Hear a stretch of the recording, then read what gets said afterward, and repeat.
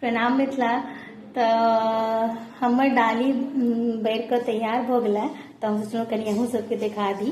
तो देखियो हैया माँ के बहुते रास मतलब हमरा ओतऽ पावन होइ छै, और एवजी हम ही दुनू साउस पुतोह मिलकर बना रहल छी, और एक चाची एलखिन हँ मदद केलखिन। तो ई देखियो डाली सब जकर जे कोबला वाला रहे छै से कोबला वाला, और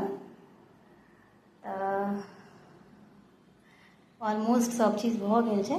तो ई सबटा भरा गेल है, और देखियो सब चीज तैयार भ गेलै। अहाँ सबके देखा देलहुँ, डालियो देख लियो तैयार भ गेल। अहाँ सबके काज कतऽ तक पहुँचल कमेंट में जरूर कहब। और देखियो हम तैयारो नहीं भेलहुँ हैं, भोर में पहिरने छलहुँ हैं, लेकिन अपैत भ गेलै। बौआ सबके खाना निकाल कर देबऽ लगलै, तो फिर दोसर पहिर लेलहुँ। फेर भेटै छी। जय मिथिला।